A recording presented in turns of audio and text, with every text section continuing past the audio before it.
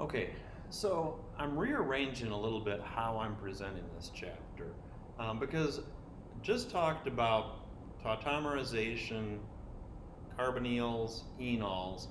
Our dominant reaction that we're going to see, at least in this chapter, that involves enols is actually halogenation next door to a carbonyl.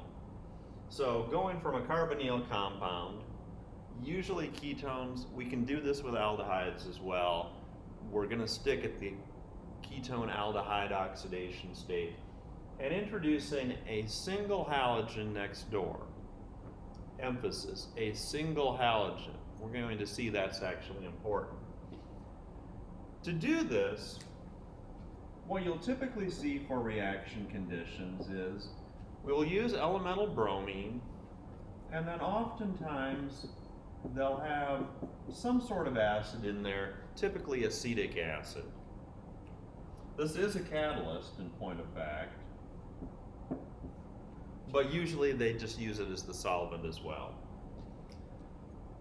Our acid here, all that it is doing is serving to help that keto-enol tautomerization.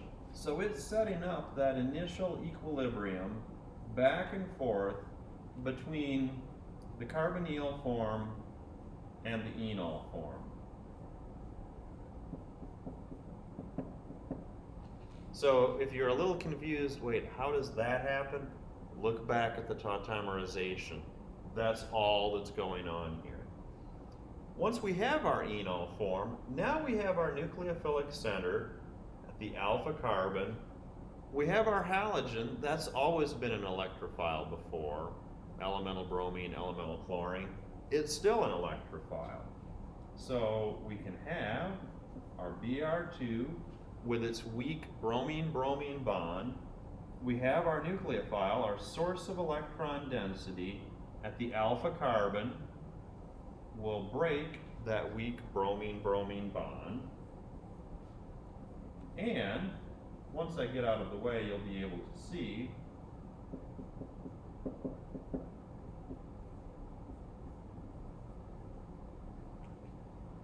what I've initially formed is actually this stabilized carbocation here. It's stabilized by the oxygen. So I can draw actually another resonance contributor.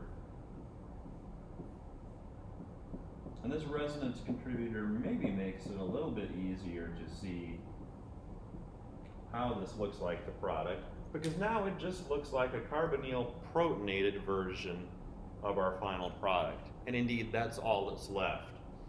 We have to remove this acidic proton. In something like this, really the only base that we have is Br, and in point of fact, or Br minus. In point of fact, this reaction does generate an acid as the byproduct. So our byproduct is HBr. Indeed, that's one of the things that does is it makes this reaction actually something that we call autocatalytic.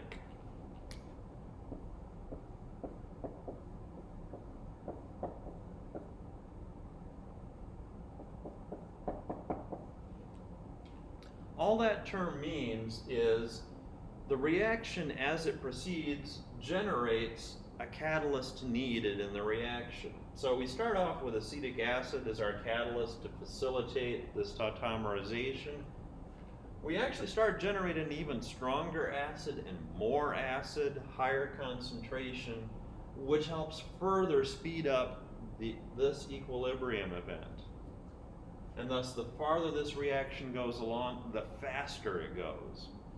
That can be a problem from a process standpoint. If you're trying to do this on a large scale, it's an exothermic reaction, and it gets more exothermic the farther you go. Thankfully, we don't need to worry about that.